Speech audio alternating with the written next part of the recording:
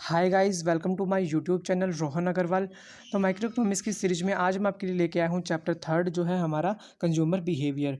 यानी कि इस चैप्टर के अंदर अंदर हम जो है कंज्यूमर बिहेवियर के बारे में स्टडी करेंगे कि कैसे कैसे कंज्यूमर मार्केट में बिहेव करता है, कैसे कैसे कंज्यूमर अपने सर्टेन इनकम को गुड्स एंड सर्विसेज को बाय करने में एक्सपेंड करता है, कैसे कैसे कंज्यूमर जो है कंज्यूमर इक्विलिब्रियम की सिचुएशन को अटेन करता है। वो सब आज इस वीडियो में हम कवर करेंगे। तो सबसे पहले आता है कंज्यूमर बिहेवियर कॉन्सेप्ट। तो एग्जांपल के लिए हम देखते हैं कि जैसे हमारे पास कोई भी कंज्यूमर है तो उसकी जो इनकम होती है वो लिमिटेड होती है। तो अपनी लिमिटेड इनकम से कोई भी कंज्यूमर है वो मैक्सिमम सेटिस्फेक्शन गेन करना चाहता है। अगर किसी कंज्यूमर के पास अगर 60 रुपीज़ है तो अपने 60 रुपीज़ को वो इस प्रकार एक्सपेंड करेगा ताकि जो मिलने वाली सेटिस्फेक्शन है वो मैक्सिमम हो। यानी कि किसी भी कंज्यूमर की फर्स्ट प्रेफरेंस क्या रहती है कि अपनी लिमिटेड इनकम से जो अपनी सेटिस्फेक्शन है उसको मैक्सिमम करे।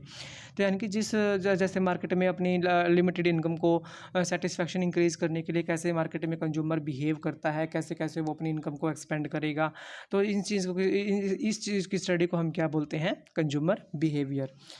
तो कंज्यूमर बिहेवियर के अंदर हम स्टडी करते हैं कि कंज्यूमर कैसे कैसे मार्केट में बिहेव करता है, कैसे कैसे वो कंज्यूमर इक्विलिब्रियम की सिचुएशन को गेन करता है। तो कंज्यूमर बिहेवियर एक स्टडी है जिसमें हम देखते हैं कि कंज्यूमर कैसे कैसे मार्केट में बिहेव करेगा। इसके बाद एक माइक्रो इकोनॉमिक्स में एक वर्ड आता है यूटिलिटी। यानी कि यूटिलिटी का जो मीनिंग है वो क्या होता है। तो जैसे ही यूटिलिटी का हम मीनिंग समझते हैं तो यूटिलिटी क्या होता है। तो utility is a satisfaction that a house hold received from consumption. यानी कि किसी भी चीज़ की कंजम्पशन करने से जब किसी कंज्यूमर को सेटिस्फैक्शन रिसीव होती है तो उसी सेटिस्फैक्शन को जो है इकोनॉमिक्स की लैंग्वेज में क्या बोला जाता है, यूटिलिटी। और यूटिलिटी को जो है यूटिल्स में मेजर किया जाता है। तो utility is the satisfaction that a house hold received from consumption. इसके बाद आता है हमारा कंज्यूमर बजट। यानी कि कंज्यूमर बजट क्या होता है।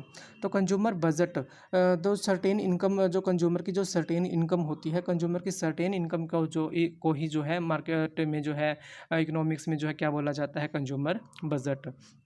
यानी कि अगर किसी कंज्यूमर को 60 रुपीज़ की इनकम हो रही है तो 60 रुपीज़ को कंज्यूमर का क्या बोला जाएगा, बजट। तो यानी कि कंज्यूमर का बजट यहाँ पर क्या है, 60 रुपीज़। तो अब हम देखते हैं एग्जांपल्स की हेल्प से जो है कंज्यूमर बजट को जो है कैसे टेबल्स एंड डायग्राम की हेल्प से जो है वो शो किया जाता है। तो आइए हम देखते हैं टेबल की हेल्प से जो है कैसे किसी कंज्यूमर बजट को शो किया जाता है।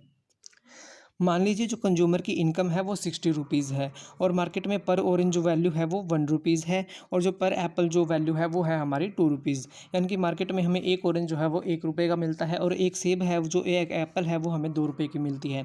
और जो कंज्यूमर की जो सर्टेन इनकम है, जो कंज्यूमर के पास इनकम है वो हमारी कितनी है, 60 रुपीज़।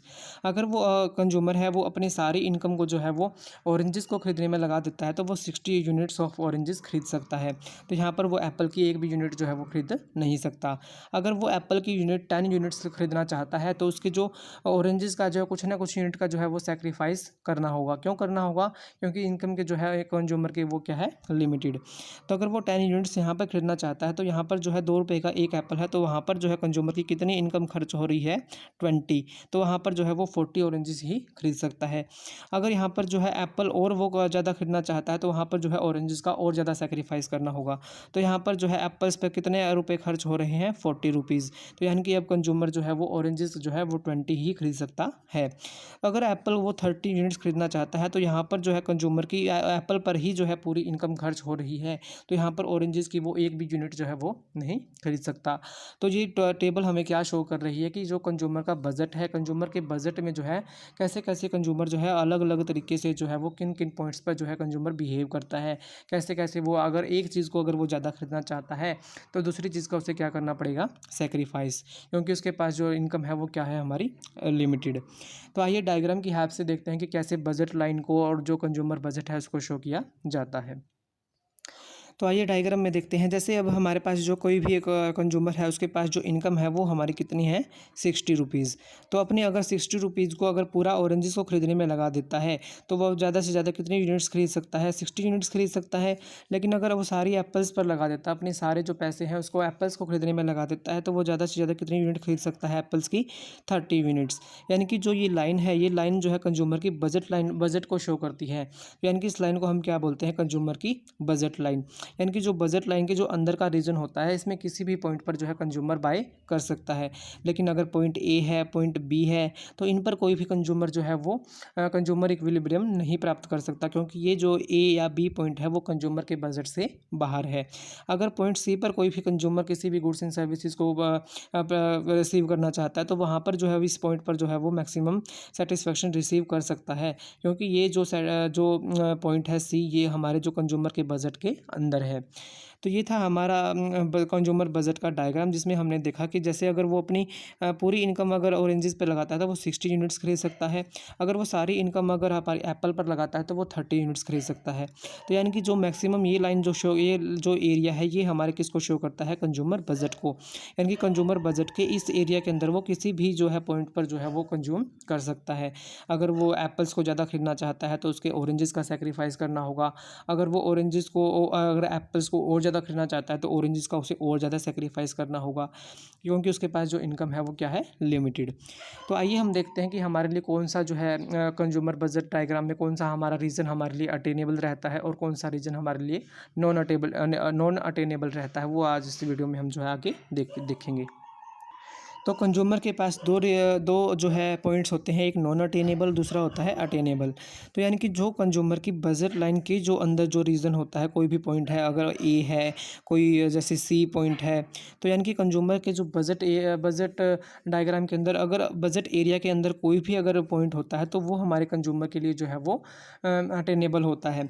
लेकिन अगर बजट लाइन से बाहर अगर कोई भी पॉइंट होता है, जैसे पॉइंट बी है, पॉइंट डी है, पॉइंट ई है, यानी कि कोई भी अगर पॉइंट है तो वो कंज्यूमर के लिए जो है कौन सा पॉइंट रहता है? नॉन अटेनेबल, यानी कि जिसको कोई भी कंज्यूमर जो है अटेन नहीं कर सकता, क्योंकि ये उसके बजट से बाहर है।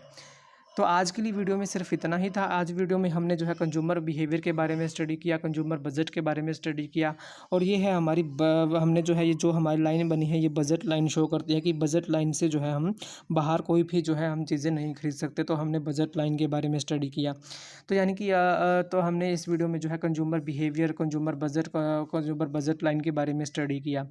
नेक्स्ट वीडियो में हम जो है मार्जिनल रेट ऑफ सब्स्टिट्यूशन के बारे में स्टडी करेंगे, और जो है हम इंडिफरेंस कर्व के बारे में स्टडी करेंगे। तो आज की वीडियो अगर आपको अच्छी लगी है तो वीडियो को लाइक कीजिए, वीडियो को शेयर कीजिए, मेरे चैनल रोहन अग्रवाल को सब्सक्राइब कीजिए। Thank you so much all of you.